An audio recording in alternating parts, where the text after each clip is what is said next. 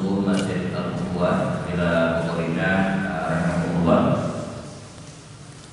Kita bersyukur kepada Allah Subhanahu wa taala pada pagi hari bulan kedua di bulan Oktober ini kembali kita dipertemukan oleh Allah Subhanahu wa taala dalam keadaan sehat alhamdulillah. Setelah 2 bulan lalu menurut catatan saya terakhir kita ketemu di tanggal 9 kalau tidak salah ya. Tanggal 9 bulan Oktober. Maaf, di bulan Agustus ya. 9 Agustus kita terakhir ketemu karena di bulan September ya kita liburkan nih terkait dengan semakin mewabahnya ya, informasi tentang COVID-19 dan hari-hari ini juga kita masih dibuat ketar-ketir ya dengan virus ini, walaupun ya, sepertinya ke depan ya, sampai antivirus ini ditemukan kita akan semakin terbiasa mungkin ya. Terbiasa mendengarnya, lalu kemudian terbiasa menghadapinya ya. Saya setuju pada sebelum berangkat tadi sejenak buka WA yang urgen gitu ya. Ada temannya, ada 5 orang anggota keluarganya semua COVID. 2 orang dirawat di rumah sakit, kemudian 3 setelah isolasi mandiri di rumah sudah mulai pulih dan begitu di swab sudah negatif. Jadi seperti biasa. Pesantren Rasul Fatimah di Kuningan juga kena ya, dan terpaksa dipulangkan santri-santrinya. Dan kata Allah, anak saya yang berada di sana termasuk di antara yang tertahan pulang, belum boleh pulang karena pas di swab positif. Jadi sekian banyak yang negatif dipulangin, ya. Kemudian yang positif diisolasi mandiri di pesantren ya. Dan alhamdulillah terkontrol terus setiap hari. Kalau selama ini nggak boleh pakai handphone ya, sekarang boleh. Kemarin sudah kirim handphone jika kapan kita bisa memantau kondisinya ya. Dan luar biasa. Jadi ada yang temannya juga kena, dia WA ke ibunya, gimana kabar? Alhamdulillah sehat nih. Kata Allah positif.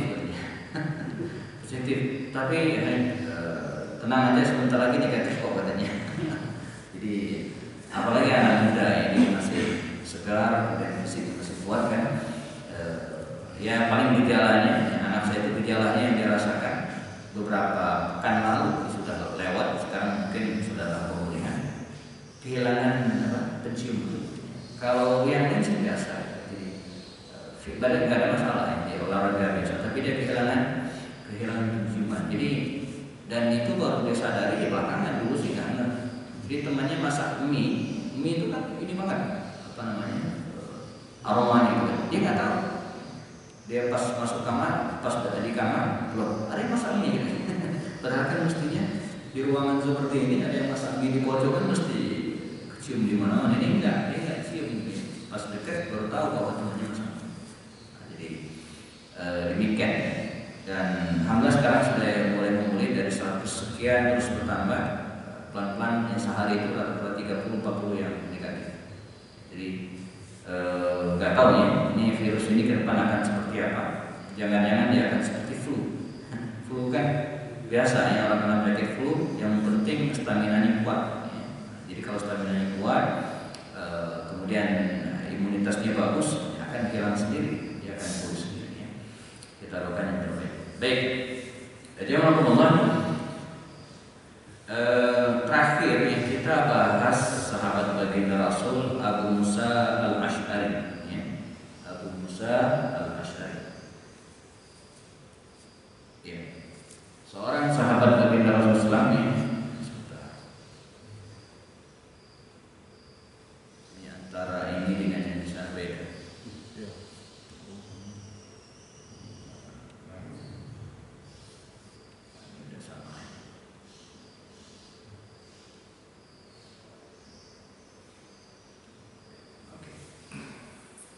Ya, hari ini kita akan berkenalan dengan seorang sahabat baginda Rasulullah, yaitu Suhail bin Amr. Ya. Saya nggak tahu sudah pernah dengar belum nama ini. Ya. Suhail bin Amr, seorang yang sangat berjasa dalam Islam. Ya. Ketika Nabi wafat. Ya. Saya akan mulai dari kisah riwayat ini dari tengah dulu sebagai pemancing ya. Jadi sahabat Nabi ini ya, Suhail bin Amr dari kabilah Bani Amir ya. Ini awalnya orang yang sangat memusuhi Islam ya.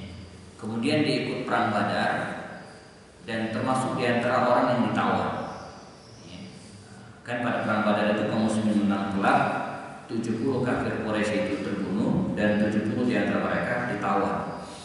Dari sekian banyak tawanan itu ada sosok ini, Suhail bin Amr. Diikat tangan ke belakang, kerangkeng gitu kira-kira, ketemu Umar.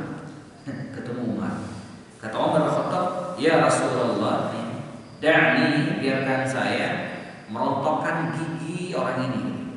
Mau ditonjok Umar. Kenapa? Karena ketika berada di Mekah sebelum Nabi SAW hijrah, kerjaannya nyebarkan hoax, nyinyir, bikin syair, kata-kata pedas untuk Rasulullah. Saya nggak tahu kalau di Indonesia sekarang siapa tuh yang begitu. Ya. Tentu medianya Twitter gitu ya. Kalau sekarang, kalau dulu nggak ada Twitter. Jadi kerjaan itu ya, nyebarkan hoax, gitu kan, nyinyir gitu ya. Kemudian bikin kata-kata pedas karena dia yang penyair, dia yang pintar mengelola kata-kata. Ya. Jadi wajar kalau kemudian ketika ditawan, ketemu Umar bin Khattab, kata Umar, biarkan saya merontokkan gigi orang ini, gitu, mau ditonjok oleh Umar supaya dia tidak bisa membuat syair lagi, menyampaikan kata-kata pedas dan nyinyir terhadap Rasulullah dan kaum muslimin. Mau ditonjok oleh Umar. Ya. Kata Rasul, jangan. Justru saya berharap suatu saat ya, kemampuan orasinya, kemampuan mengolah kata itu dalam Islam suatu saat akan bermanfaat untuk Islam. Ini yang disebut dengan khiyarukum fil jahiliyah, khiyarukum fil Islam idza faqih. Jadi orang yang punya potensi di masa jahiliyah, orang yang terkemuka sebelum masuk Islam, ya, ketika dia masuk Islam, justru kelebihan itu sangat bermanfaat untuk Islam. Karenanya hal yang paling tepat bagi kita untuk atau ketika mendengar orang-orang yang nyinyir terhadap Islam, terhadap kita itu bukan membalas dengan nyinyiran pula, bukan. Kecuali memang ada hal yang harus diluruskan ya. Tapi kalau sekedar nyinyiran gitu kan, bukan informasi hoax yang harus kita luruskan, maka doakan. Ya. Saya ulang lagi, kecuali yang disampaikan itu memang seharusnya harus diluruskan, tidak benar. Nah, kita sampaikan yang benarnya, begini yang benarnya, bahwa itu nggak benar, bahwa ini yang benarnya. Tapi kalau sekedar memberikan kata-kata pedas, nyinyir, ya, maka doakan, semoga dia akan mendapatkan hidayah. Allahu yahdi. Ya, semoga Allah mendapatkan hidayah. Jadi demikian sikap kita. Kata Rasul, la'allallah, semoga Allah SWT menjadikan orang ini suatu saat yang bermanfaat ya, untuk Islam. Jadi giginya, lidahnya, kemampuan syairnya itu bermanfaat Islam. Dan betul, ya, betul. Ketika Nabi SAW meninggal dunia, nanti kita akan ceritakan sangat bermanfaat untuk Islam. Baik, kita mulai dari siapa dia. Orang-orang menjuluki Suhail bin Amr ini namanya Suhail. Ya. Ini dengan Khatibu Quraisy. Khatib itu dalam bahasa Arab bukan hanya tukang khutbah ya. Bahkan sekarang dalam istilah Nasrani juga khutbah ya. Ketika pendeta sedang berkhutbah gitu kan.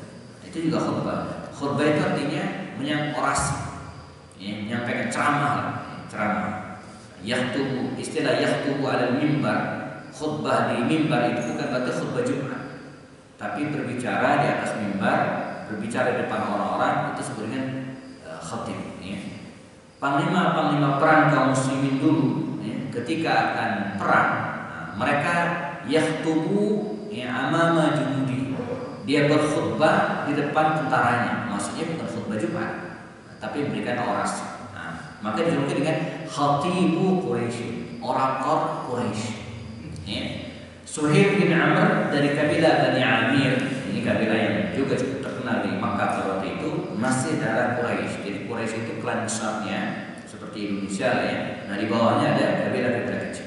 Di antaranya ada Bani Hashim, keluarga Rasul, Bani Umayyah, keluarganya Utsman, Bani Taimi, keluarganya Abu Bakar, Bani Adi, keluarganya Umar bin Khattab dan sebagainya. Dia dari kabilah Bani Amir.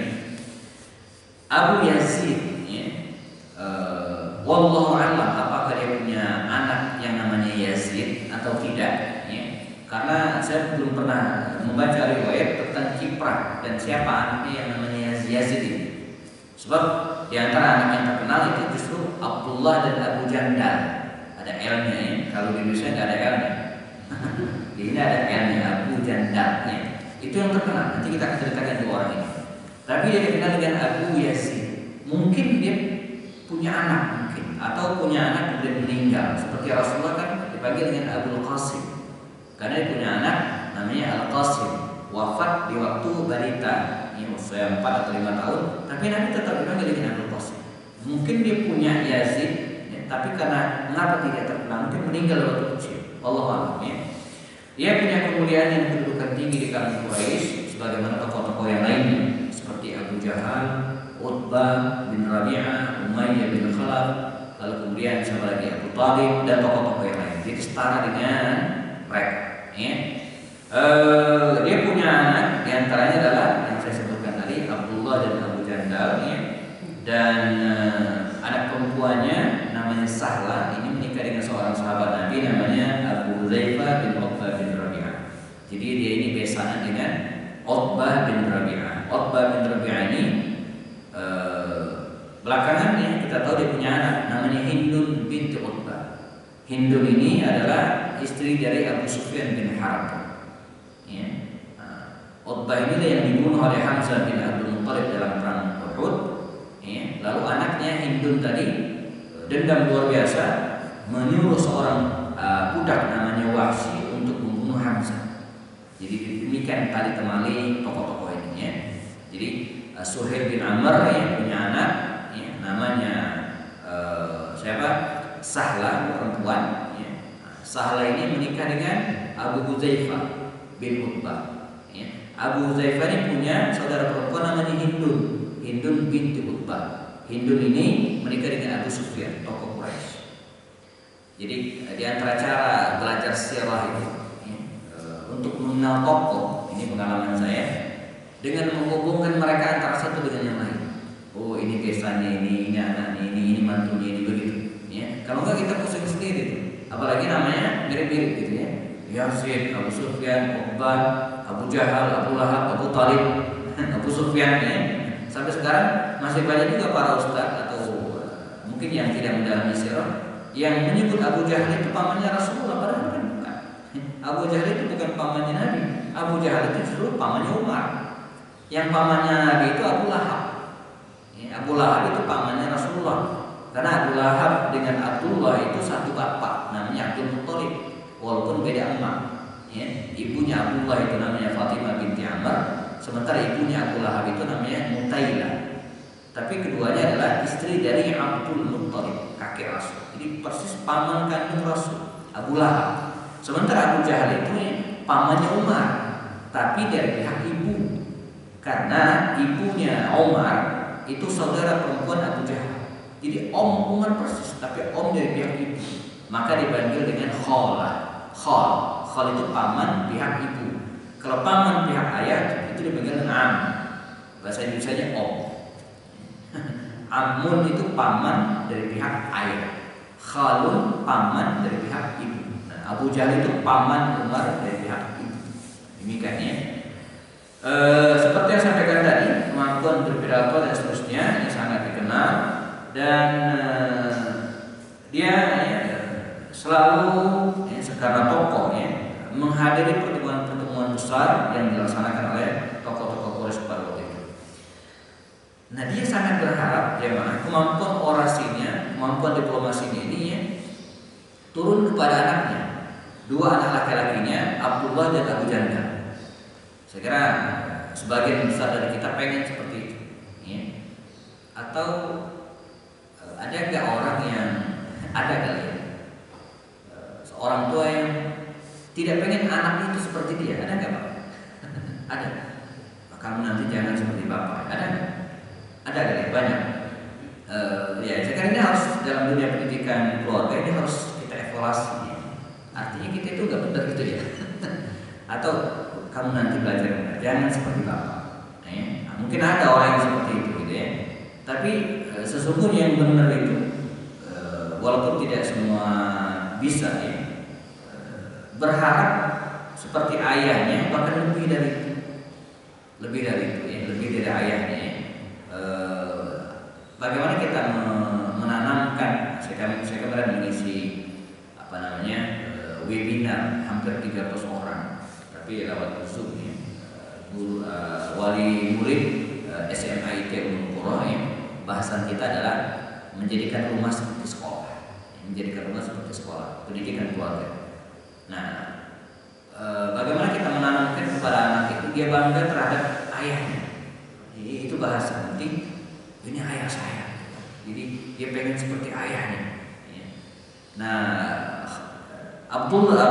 Suhail bin Amr ini begitu, dia pengen anaknya itu seperti dia. Abdullah dan Abu Jandal ini supaya memiliki kemampuan seperti dia. Karenanya dia selalu dibawa dan dibangga-banggakan oleh Suhail bin Amr. Dan dia juga dikenal sebagai orator dan pemutus perkara, artinya tempat orang berkonsultasi ya. Sehingga ini saya contohkan salah satu kisah. Suatu saat ada salah seorang laki-laki dari Madinah, dari kabilah Bani Quraizah Yahudi. Jadi ada seorang Yahudi dari Madinah datang ke Mekah, melakukan transaksi bisnis dengan penduduk Makkah, dan dia merasa tertipu Yahudi. Bagaimana ceritanya? Jadi dia bawa buah-buahan, mungkin kurma, kismis dan seterusnya. Ini dibawa dijual di Mekah, di pasar lokal. Dibeli oleh salah seorang tokoh ya, Makkah ini ya. Tapi bisa manin ajil, ya. Bisa manin ajil itu pakai alif ya, bukan pakai ain. Bisa manin ajil itu artinya barang bawa sekarang, bayarnya entah. Bahasa kita utang dengan harga nanti ya. Tentu masih ada, tentu dengan tambahan, dan ini nggak boleh riba ya. Ini misalnya handphone 3 juta, tapi karena bayarnya bulan depan jadi 3.100.000. Mereka juga demikian, bawa buah-buahan ya, bayarnya kapan? Tahun depan. Nanti dia bawa lagi yang baru, bayar yang tahun yang kemarin. Ini disebut dengan satu-satu ya. Jadi bayar yang yang datang sekarang, tahun depan bayar. Saya sempat bikin majalah dulu, akadnya seperti ini, store ke percetakan, gitu kan. 2 minggu lagi kan terbit lagi, kita antar lagi naskahnya, saya bayar yang lalu. Nah, ini biasa dalam dunia bisnis gitu kan. Jadi selalu begitu ya. Nah itu boleh, tapi dengan syarat ya, jangan ada tambahan harga. Itu nggak boleh. Dia ada tambahan harga. Ma'asyada, dan itu riba, itu disebut dengan riba jahiliyah ya. Baik, masalahnya ketika dia datang tahun depannya, ini orang Mekah, ini nggak bayar. Kenapa? Karena buah-buahan yang dibawa Yahudi tahun depan, tahun kemarin itu begitu dibuka dan ketika dia pulang busuk. Jadi atasnya bagus-bagus, bawahnya jelek-jelek. Itu yang dia bikin orang Mekah ini nggak bayar. Katanya saya nggak bayar, saya rugi. Ya kan? Yang bagus atasnya doang, bawahnya enggak. Itu praktek bisnis Yahudi Pak. Jadi kalau ada yang jualan jeruk, jualan buah-buahan di atasnya mengkilat gede-gede, semakin ke bawah semakin jelek. Itu praktek bisnis orang Yahudi, jangan diikutin. Gak benar. Ngotot orang Yahudi, pokoknya saya nggak mau tahu. Akhirnya dia teriak di depan dekat Ka'bah itu, dan semua orang melihat itu kan bahwa dia dizalimi, bahwa dia tidak dibayar hartanya ya. Nah ini terdengar oleh beliau, oleh Suhail bin Amr. Maka didekatin dan kemudian terjadilah negosiasi. Dibawalah masalah ini ke sebuah forum di rumah Abdullah bin Jada'an namanya, seorang tokoh Quraisy juga ya, dan diselesaikanlah masalah itu Ya, akhirnya ya orang-orang Quraisy ini bersumpah setia ya untuk membela kehormatan siapapun yang terzalimi di Makkah. Luar biasa. Ya, jadi siapapun yang terzalimi di Makkah ini, siapapun dia, mau orang penduduk Makkah, bukan siapapun ya, maka mereka kompak untuk membelanya. Peristiwa disebut dengan Hilful Fudul. Disebut dengan Hilful Fudul. Nabi pernah mengatakan, saya kata Rasul dulu ikut peristiwa itu. Waktu beliau belum jadi nabi, ya, sekitar usianya mungkin 30 tahunan, sekitar itulah sebelum jadi nabi. Dulu saya pernah ikut Hilful Fudul, di mana orang-orang Quraisy menyelesaikan masalah mereka, ya. Dan andai saya sekarang saat ini diajak lagi untuk ikut peristiwa tersebut, saya akan. Nah, ini di satu sisi menjelaskan kepada kita bahwa baginda Rasulullah itu, ya, sebelum jadi nabi terutamanya ikut serta juga dalam penyelesaian masalah di masyarakat. Nah, ini menjadi inspirasi bagi kita mestinya. Saya suka sampaikan ke anak-anak terutama teman-teman, kita jangan jadi orang yang eksklusif gitu ya. Walaupun corona ini membuat kita eksklusif di rumah terus gitu ya. Mestinya kan tidak. Ya, kita harus ikut serta dalam masyarakat. Di dalam saya punya jamaah ya, yang bapak-bapak muda, saya sampaikan, anda yang relatif sudah soleh ini, kan sudah rajin ke masjid, sudah membaca Quran, kan sudah rajin antar orang soleh gitu ya. Sementara minimal begini ya. Nah, orang-orang soleh seperti ini, saya bilang seperti anda ini, itu harus terlibat di kegiatan masyarakat. Harus jadi ketua RT, harus jadi pengurus RT, atau harus jadi pengurus DKM, gitu kan, supaya bisa menguatkan masyarakat. Jadi jangan biarkan orang yang jadi ketua RT itu orang yang nggak pernah ke masjid, nggak pernah sholat, jangan. Bapak ini yang harus jadi pengurus. Kan luar biasa gitu. Kalau ketua RT-nya biasa azan, kemudian ngurus masjid, dan ini akan sangat bermanfaat bagi masyarakat. Jadi terlibat yang langsung dalam kegiatan masyarakat. Nah, anak-anak juga demikian. Ini anak-anak kita juga harus diminta untuk aktif dalam kegiatan kemasyarakatan dan bukan eksklusif di rumah, asik dengan handphonenya. Nah, ini penyakit anak-anak kita sekarang, sehingga dia tidak punya kemampuan sosial yang baik. Nah, ketika Islam datang, ya, ketika baginda Rasul SAW dapatkan wahyu, ya, dan kemudian mulailah melakukan dakwah secara diam-diam. Ya, pada awalnya 3 tahun pertama, Nabi itu menyampaikan dakwahnya ya, secara diam-diam, sirri, dimulai dari keluarganya, tangganya, teman dekatnya, dan seterusnya. Saat itulah diam-diam ya, kedua anak Suhaib bin Amr ini ya, masuk Islam. Ya, Abdullah dan Abu Jandal tadi masuk Islam secara diam-diam. Jadi memang yang disasar Nabi itu pada awalnya adalah anak-anak muda. Ya. Kalau orang-orang tua itu mereka sudah punya back mind, sudah punya pemikiran yang sangat sulit untuk dipengaruhi. Maka dalam teori perubahan kan anak-anak muda yang gampang dicekokin dengan hal-hal yang tidak benar gitu ya. Nah, kalau Rasul kan tidak. Ya. Maka Nabi membimbing anak-anak muda ini praktis. Orang-orang sekitar Rasulullah itu kan anak-anak muda semua. Ya, di bawah 40 tahun usianya. Abu Bakar Siddiq, Umar bin Khattab, Khalid bin siapa lagi misalnya, Ali bin Abi Thalib, Utsman bin Affan, ini anak-anak muda semua. Ya. Nah, ini juga demikian, usia mereka sekitar 18 sampai 20 tahun waktu itu ya. Diam-diam dia masuk Islam. Ya. Tanpa diketahui oleh ayah mereka. Ya. Jadi ketika pelan tapi pasti Nabi SAW mendakwahkan Islam setelah 3 tahun setelah diam-diam, masuk tahun keempat setelah Umar masuk Islam, Nabi mulai menjaharkan dakwahnya. Ya, Nabi berdiri di atas bukit Safa dan kemudian mengajak orang-orang untuk masuk Islam. Nah, yang lain juga demikian, mulai menunjukkan keislamannya. Jadi itu kisahnya unik ya. Jadi pada tahun keempat itu Nabi mulai membolehkan para sahabat untuk menjaharkan, mengumumkan Islam mereka di Mekah pada waktu itu. Ya. Di tahapan Islam itu kan 3. Pertama, sirriyatu dakwah wa sariyatu tamzil. Jadi Nabi berdakwah diam-diam. Ya. Dakwahnya diam-diam, orang yang masuk Islam pun diam-diam. Ini tahap pertama. Ya. Masuk tahap kedua, jahriyatu dakwah wa sariyatu tamzil. Nabi mulai berdakwah secara terang-terangan, gitu kan, berbanyak yang tahu. Tapi siapa yang masuk Islam itu nggak dipublish. Nah, ini sebenarnya sirriyatu jahriyatu dakwahnya dijaharkan, wasirriyatu tamsil, tapi orangnya diumpetin. Maksudnya nggak tahu. Nah, pada masa ini Abu Jahal itu sempat ngomong, katanya begini, na'lamu anna Muhammadan jaa bidinin jadid. Kita tahu Muhammad itu bawa ajaran baru. Kita tahu gitu.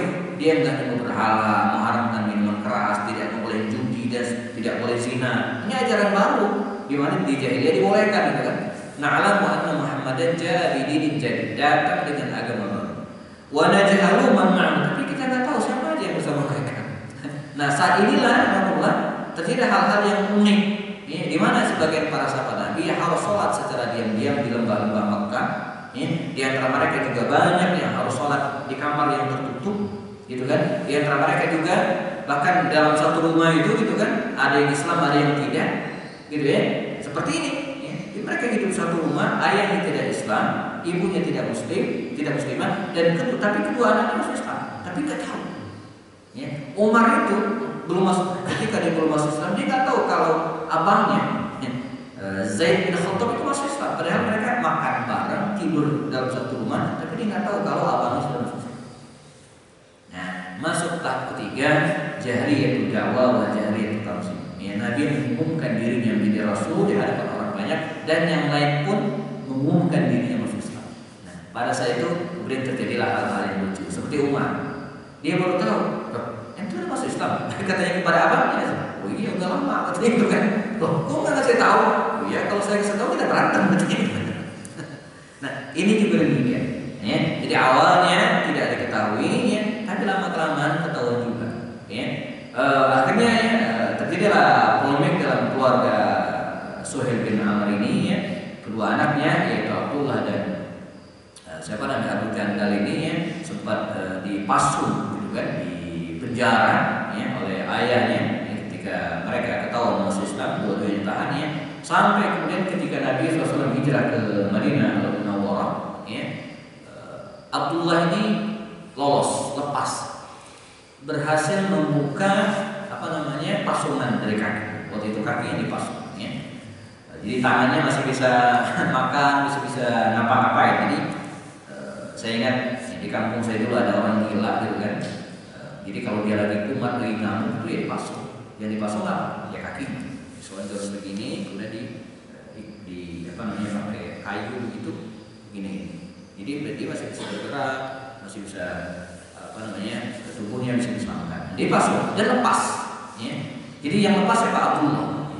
Hijrahlah dia ke Madinah, kabur, gitu kan, dan bergabung dengan kaum muslimin. Ya. Bahkan sempat juga dia hijrah ke Habasyah, yang kita pernah ceritakan bersama dengan rombongan Utsman bin Affan dan Ja'far bin Abi Thalib. Kemudian dikembali dan dipenjarakan lagi oleh ayahnya. Nah, ketika hijrah, Abdullah ini hijrah dan terjadilah perang Badar. Di sini terjadi keunikan. Abu Jandal tetap ditawan, nggak bisa kemana-mana, jadi rumahnya di Mekah. Suhail ini ikut perang bersama dengan kafir Quraisy dalam perang Badar. Anaknya ikut perang juga, tapi berada di pihak kaum muslimin. Jadi bertemulah mereka, gitu kan, di medan perang. Anaknya Abdullah di pihak kaum muslimin, ya, sementara ayahnya Suhail ini berada di pihak kafir Quraisy. Terjadi perang seperti yang saya ceritakan tadi. Alhamdulillah, kaum muslimin menang telak dalam perang Badar ini. Lalu kemudian 70 di antara kafir Quraisy ditawan, di antara mereka yang ditawan adalah Suhail bin Amr. Kembali saya ceritakan ketika mendapatkan Suhail bin Amr ini, ya, Umar mengatakan, ya, izinkan saya memukul dan merontokkan giginya. Ya, apa kata Rasul? Saya kutipkan. Kata Umar bin Khattab, ya, "Da'ni ya anzi'u saniyatayya Suhail bin Amr hatta la yaquma 'alaika khatiban ba'da." Wahai Rasulullah, izinkan saya anzi'u, merontokkan, ya, saniyatay Suhail bin Amr. Saninya ini gigi paling depan. Apa gigi apa?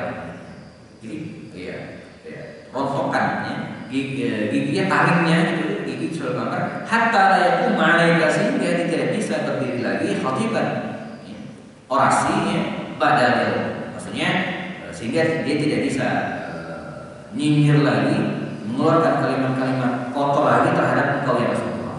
Apa jawab Rasulullah? Ya. Kata Rasulullah ya, jangan. La'alla Suhailan ghadan yaqifu mawqifan yasurrukan. Ini teks hadisnya ya.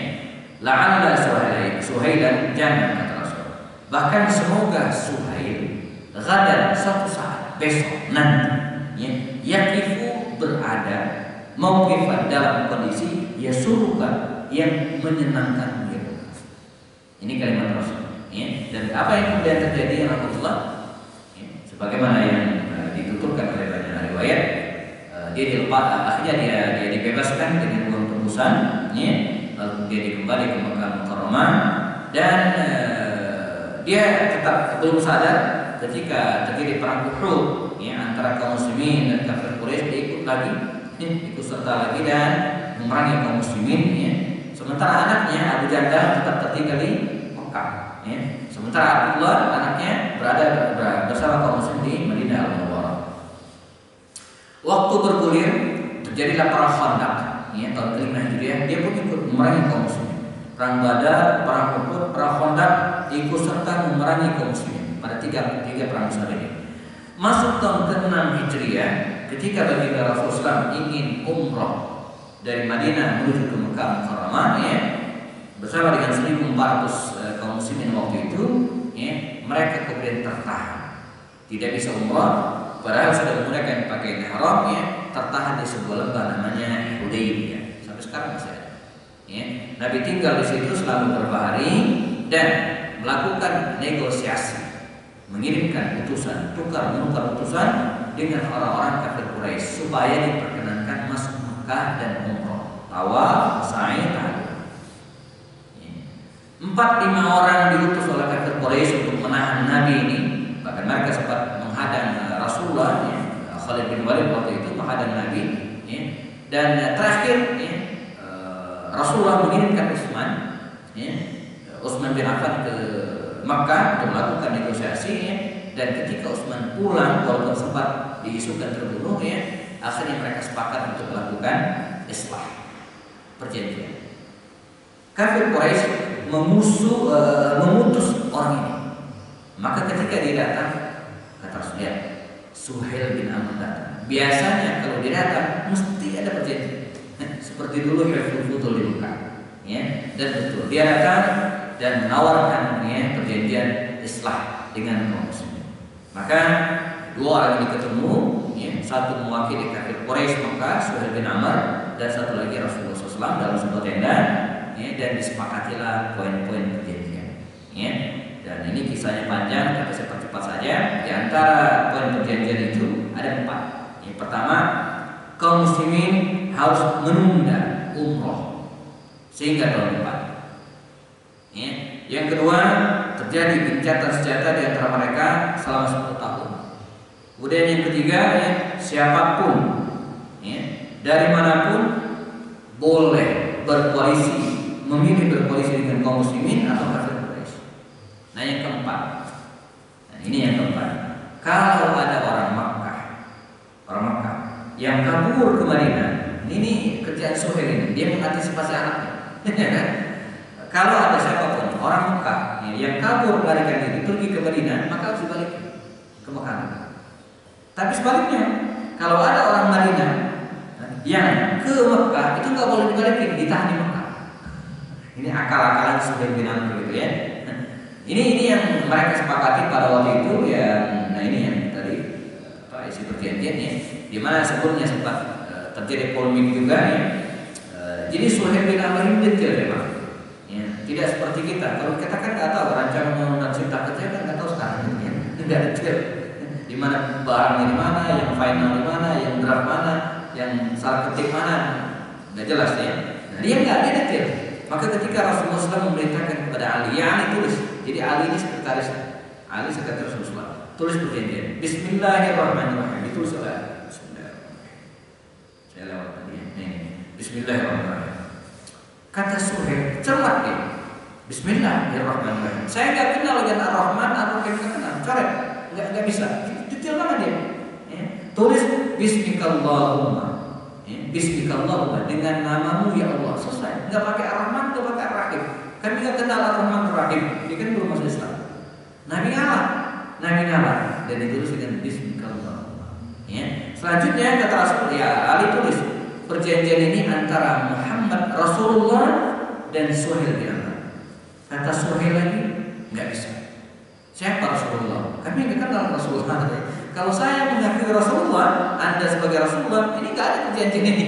Mengapa ada perjanjian ini? Karena saya nggak mengakui Anda Rasulullah.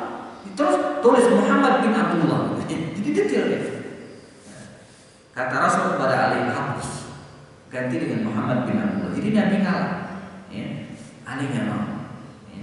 Saya nggak mungkin ya Rasul mengganti ya, Rasulullah dengan nama lain. Nggak mungkin. Saya tidak sanggup mencoret Rasulullah itu nggak mau. Akhirnya Nabi sendiri yang mencoret dan kemudian menggantinya. Tapi luar biasanya apa? Tidak sampai sebulan setelah itu turun firman Allah Subhanahu Wa Taala yang menegaskan kerasulan Muhammad SAW dalam surat Al-Fatih. Persis kalimatnya ya, pada surat Al-Fatih ayat terakhir, ayat 29 paling kanan pojok atas itu ada tulisan dalam Al-Quran Muhammadur Rasulullah walladzina ma'ahu asyidda'u 'alal kuffari ruhamaa'u bainahum. Jadi boleh dicoret oleh Suhail bin Amr gitu kan, dan ditiadakan dalam perjanjian itu, tapi Allah mengabadikannya dalam Al-Quran Muhammad Rasulullah walladzina ma'ahu asyidda'u 'alal kuffari ruhamaa'u bainahum.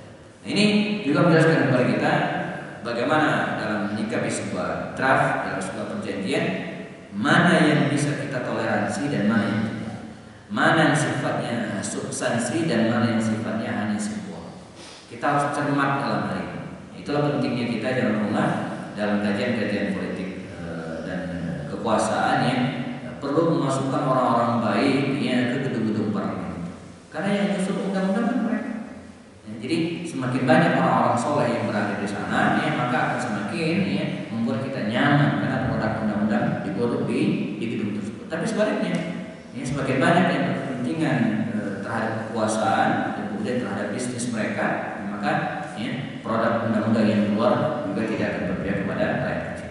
Nah, baik, ini yang saya sebutkan tadi, isi perjanjiannya. Lalu apa yang terjadi? Alhamdulillah, ya saya pernah nulis buku tentang ini, ya, buku 300 halamannya. Nah, apa yang terjadi? Begitu perjanjian selesai, ya, sudah ditandatangani dan Suhail bin Amr akan kembali ke Mekah. Rasulullah SAW harus kembali ke Madinah. Nggak tahunya datang Abu Jandal, lepas. Abu Jandal yang dikurung, dipasung di bawah itu lepas dan lari kabur bergabung dengan kaum muslimin. Kata Suhail bin Amr, perjanjian sudah kita tanda tangani dan saya akan mulai prakteknya dari sini. Abu Jandal pulang. Kan poin terakhir perjanjian kan begitu tuh ya. Jadi kalau ada orang Mekah kabur ke pihak kaum muslimin Madinah, maka dia harus balikin. Dan sebaliknya, kalau ada orang Mekah, Madinah yang kabur ke Mekah, itu tidak dibalikin, tahan di Mekah. Dia pengen Abdullah itu balik, gitu kan, anaknya yang satunya. Kata Abu Jandal ini, ya Rasulullah gimana itu? Saya sudah sekian tahun ditawan, dipasung di rumah, gitu kan, dan sekarang berhasil melepaskan ini, gitu kan. Terus saya dibalikin lagi. Kata Rasul, saya tidak bisa berpikir, ini perjanjian. Kita sudah tanda tangan. Dan disinilah mulia dan gentlemannya bagi Rasulullah SAW, ya. Beliau bukan seperti orang Yahudi ya suka mengkhianati perjanjian, beliau taat perjanjian. Maka dikembalikanlah Abu Jandal ini ke ayahnya lagi. Padahal dia muslim. Ya. Dikembalikan ya. Tapi apa yang terjadi? Yang seperti ini banyak. Ada 70-an. Ya orang yang kabur dan dibalikan lagi. Itu banyak. Dan nanti sebagai orang yang terjadi dibalikin, semua dibalikin. Tapi ternyata orang-orang yang dikembalikan Rasul ke Mekah ini nggak balik ke Mekah. Mereka kabur gitu kan, kabur lagi dan membentuk komplotan sendiri. Kerjaannya apa? Gangguin orang-orang kafir Quraisy yang akan melakukan perjalanan dari Mekah ke Syam. Dirampok lah, diambil hartanya gitu kan. Kata Rasul, saya nggak tahu jawab, saya kan sudah saya lepas. Ya. Nah kecuali Anda mengizinkan dibalik ke kami. Oh kalau begitu, poin yang keempat ini kita coret. Akhirnya dicoret dan kaum muslimin termasuk diantara Abu Jandal tadi dibolehkan bergabung dengan kaum muslim di Madinah. Nah itu cerita tentang Abu Jandal gitu kan. Jadi dia sempat jadi masalah dengan kasus ya, karena dia kabur dari ayahnya, dibalikan lagi, kabur lagi, dia bentuk komplotan. di lembah-lembah, bikin tenda gitu kan, kerjanya gangguin orang ini gitu kan. Kata Rasul, saya katakan, kan saya udah lepaskan, itu bukan saya berlepas diri dari pekerjaan mereka. Dan mereka juga menyatakannya, kami bukan bagian dari Muhammad, kami mandiri gitu kan, kami terbebas dari mereka. Akhirnya dicoret yang poin perjanjian. Baik, waktu terus bergulir ya Rasulullah, dan tahun demi tahun berlangsung ya, tibalah peristiwa Fathu Makkah tahun ke-8 Hijriah, di mana baginda Rasulullah membawa pasukan sekitar 10.000 tentara dari Madinah Al-Munawwarah ya, menuju ke Mekah Mukarramah ya, menaklukkan dan membebaskan kota Makkah ya, dengan cara yang santun, dengan cara yang soft, bahkan nyaris tanpa peperangan sama sekali. Dan inilah ya kepiawaian baginda Rasul, bagaimana dia bisa menaklukkan sebuah wilayah ya tanpa perlawanan. Dengan 10.000 tentara dibagi dari 5 sisi gitu ya. Nabi masuk dari arah tengah langsung menuju ke daerah Safa dan Marwah ya. Kemudian Khalid bin Walid sempat muter gitu kan dari arah yang berbeda. Demikian juga dengan Abu Ubaidah, Az-Zubair bin Awwam dan Qais bin Sa'ad, ada 5 jalur yang dikepung Mekah pada waktu itu, dan takluklah Mekah ya pada hari itu. Dan ada sekitar 2.000 orang ya, yang di tahunan kaum muslimin duduk bersimpuh di Masjidil Haram setelah Nabi melaksanakan sholat di Masjidil Haram. Sebelumnya dikumandangkan azan oleh Bilal bin Rabah, maka Nabi berdiri di antara 20 orang, 2.000 orang. Kata Rasulnya, ya ayuhan nas, wahai orang-orang ya, ma tazununa inni fa'ilun. Dulu kalian yang mengusir saya, meludahin saya, merampas rumah saya, dan nyinyir terhadap saya, kata Rasul, terhadap kami kaum muslimin. Mata zununa ini fa'ilun. Nah sekarang kalian berada dalam tawanan kami. Enaknya ya, kalian ini kami apain, kata Rasul. Kalau bahasa Betawinya apa ya? Lu pada ini enaknya gua apain? Gitu kira-kira. Sudah enggak berdaya mereka, selesai. Ya, maka mereka dengan penuh ya kerendahan diri mengatakan, ya Muhammad, wahai Muhammad, anta akhul karim, anda saudara kami yang mulia. Kalau udah nggak bisa berbukti begitu tuh ya, anta akhul karim, anda saudara kami yang mulia, wa akhul karim, dan putra saudara kami yang mulia. Maka Nabi dengan kemuliaan yang luar biasa, dengan sifat maaf yang luar biasa mengatakan, saya akan mengatakan apa yang dikatakan oleh Yusuf kepada saudaranya. Ini mengingatkan kepada kita bahwa sejarah itu berulang. Yusuf alaihissalam mengalami hal yang sama dengan Rasulullah. Dulu dia diusir, dijempurin ke dalam sumur oleh saudara-saudaranya. Kita ingat cerita Nabi Yusuf, itu kan, hingga suatu saat Yusuf ini berhasil menjadi seorang pejabat di Mesir. Dan saudara-saudaranya duduk bersimpuh di hadapan Yusuf. Yang dulu mengusir dia, yang dulu nyinyir, yang dulu membunuh Yusuf kecil, diceburkan ke dalam sumur, hari itu tidak berdaya, duduk bersimpuh di hadapan Yusuf. Nah kata Rasulullah, saya akan mengatakan yang disampaikan Yusuf kepada saudara-saudaranya, kasusnya sama. Nabi juga sama, diusir, dan kemudian hari ini beliau berdiri di atas, di tengah orang-orang yang mengusirnya. Apa kata Yusuf? Dalam Al-Quran dikatakan, la tasriba alaikum al-yawma yaghfirullahu. Hari ini tidak ada balas dendam, tidak ada hasad, ya, tidak ada dendam sama sekali. Idhabu antum talaqah, pergi bubar dan kalian bebas. Namun sayang, di antara 2.000 orang ini Suhail kan, kemana dia? Kamu? Dia melarikan diri, ya, dia kabur melarikan diri, dan dia pengen ke daerah Jeddah, lalu kemudian naik kapal, ya, terus ke arah selatan ke Yaman, mungkin ini perang ke arah Afrika mungkin. Kalau dugaan saya, ya, kalau kita lihat rute perjalanannya. Nah, ketika dia akan melarikan diri itu, Rasulullah dikejar oleh anaknya Abdullah dan Abu Jandal. Nah, di sini pentingnya kita memiliki anak-anak yang soleh dan soleha. Ya, dia yang akan menyelamatkan kita dengan izin Allah di dunia dan di akhirat. Di dunia dia bisa membantu kita. Ya, jadi kalau kita bicara tentang terbiatul aulad, pendidikan anak itu, ya, di dunia anak-anak yang soleh itu akan melegakan kita. Ketika kita keliru, ya, maka dia akan membantu kita meluruskan kita kembali, ya, mengingatkan kita beribadah. Dan di akhirat, ya, dia akan menjadi syafaat bagi kita. Abdullah dan Abu Jandal ini sudah muslim, menjadi pengikut Rasulullah. Ya. Dikejar ayahnya ini ketemu. Ya abad, kata mereka, wahai ayah, kembali ke Rasulullah. Kata Suhail, kalau saya balik saya dibunuh saya dibunuh oleh Muhammad. Dosa saya banyak, perang Badar, Uhud, Khandaq dan yang seterusnya. Nggak mungkin. Dan memang baginda Rasul yang pernah memberikan pengumuman, ada beberapa orang yang divonis mati, nggak bisa dimaafkan. Ya. Nah, dia sangat takut dengan hal ini. Tapi di bangsa Arab waktu itu berlaku kaidah disebut dengan suaka, pemberian suaka keselamatan. Jadi tahta zimmah istilahnya. Jadi seseorang ya, bisa memberikan suaka perlindungan kepada orang lain. Nabi pernah mendapatkan ini. Ketika Nabi pergi ke Taif, pulang kan Nabi nggak bisa masuk lagi ke Mekah, kecuali ada yang memberikan suaka politik, memberikan perlindungan. Maka ada seorang tokoh Quraisy namanya Mut'am bin Adi. Ya, dia datang lalu kemudian melindungi Rasul sehingga Nabi bisa masuk dan nggak bisa diapa-apain ke Quraisy. Maka ketika dia masuk ke Mekah itu kata orang Quraisy, ya Mut'am, ya kata Abu Jahal, apakah Anda sudah masuk Islam atau sekedar memberikan perlindungan kepada Muhammad? Kata dia, bal ana mujir, saya cuma memberikan perlindungan. Jadi orang-orang tidak bisa ngapa-ngapain Rasulullah karena di bawah perlindungan dia. Itu tradisi bangsa Arab. Dan menyakiti orang yang dilindungi itu sama dengan memerangi orang ini, orang yang dilindungi. Itu dengan tahta zimmah. Orang-orang kafir non muslim yang hidup dalam naungan kaum muslimin itu sama dengan posisi seperti itu.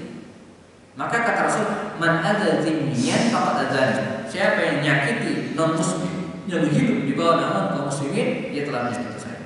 Kalau ada orang yang memerangi non muslim yang hidup di bawah naungan kaum muslimin, maka kaum muslimin harus membela dia karena tahta zimmah, di bawah perlindungan. Ini ada hukumnya, ya. Nah, baik. Kata kedua anaknya ini, ya abadi, wahai ayahku, ya, kami akan bawa anda menghadap Muhammad dan kami jamin. Gitu. Kalian mau menjamin saya? Iya. Artinya Nabi nggak bisa bunuh dia, apapun ya, karena jaminan gitu kan. Maka dibawalah, ya, digandenglah ayah mereka ini ya menghadap baginda Rasulullah SAW dan dimaafkan. Ya, dimaafkan oleh baginda Rasulullah SAW. Maka sejak saat itu dia masuk Islam. Ya, bahkan ada ungkapan lam yakun ahadun min kubara Quraisy alladzina ta'akhkhara islamuhum fa aslamu yawm al-fath Makkah aktsar salatan wala shauman wala sadaqatan wala aqbala ala ma ya'nihi min amri al-akhirah min Suhail bin Amr. Ya, tidak ada seorang pun dari tokoh Quraisy yang masuk Islam terlambat di mana mereka masuk Islam setelah Makkah tadi itu yang lebih banyak sholatnya, yang lebih banyak puasanya, yang lebih banyak sedekahnya, ya, kecuali Suhail bin Amr. Dia disebutkan dalam riwayat orang yang paling banyak sholatnya, sedekahnya, ya, setelah dia masuk Islam. Ya. Nah, ini kisah tadi jemaah. Ketika Nabi wafat, meninggal dunia, ya, di Madinah, heboh. Saya mungkin pernah ceritakan detik-detik wafatnya Rasulullah. Ketika mendapatkan berita bahwa Nabi meninggal dunia, kaum muslimin tidak bisa menerima. Bahkan Umar bin Khattab pernah mengatakan, siapa yang mengatakan Muhammad meninggal dunia, saya akan penggal lain. Mereka tidak bisa terima. Ya, kaget luar biasa. Begitulah kalau kita menghadapi, ya, kondisi di mana orang-orang yang sangat kita cintai itu, ya, wafat, kita tidak bisa terima. Ya, merasa dia masih hidup. Ini yang dialami oleh para sahabat para nabi. Ya, dan kericuhan, kegalauan, kegelisahan yang kita lanjutkan sebentar. Ini, ya, terus berlanjut sampai kemudian muncullah Abu Bakar Siddiq. Abu Bakar Siddiq, ya, berdiri di hadapan mereka, menenangkan kaum muslimin dengan kalimatnya, ya, man kana ya'budu Muhammadan fa inna Muhammadan qad mat. Siapa yang menyembah Muhammad, Muhammad sudah meninggal dunia. Wa man kana ya'budu Allah, siapa yang menyembah Allah, fa inna Allah hayyun la yamut. Allah tetap hidup dan enggak mati. Ayo, nyembah siapa? Demikian kata Abu Bakar Siddiq di Madinah. Dan ditambahkan dibaca ayat wa ma Muhammadun illa rasulun. Tidaklah Muhammad itu kecuali rasul. Ya, qad khalat min qablihi rusul. Sebelumnya sudah banyak lagi nabi. Afa in mata al qutila. Nah, kalau dia mati, meninggal atau terbunuh, yang qalabtum ala aqabikum. Apakah kalian akan kembali lagi ke agama nenek moyang kalian? Demikian dalam Al-Qur'an Allah mengatakannya. Intinya bahwa penduduk Madinah ditenangkan oleh Abu Bakar Penduduk Mekah juga mengalami keguncangan yang dahsyat sama.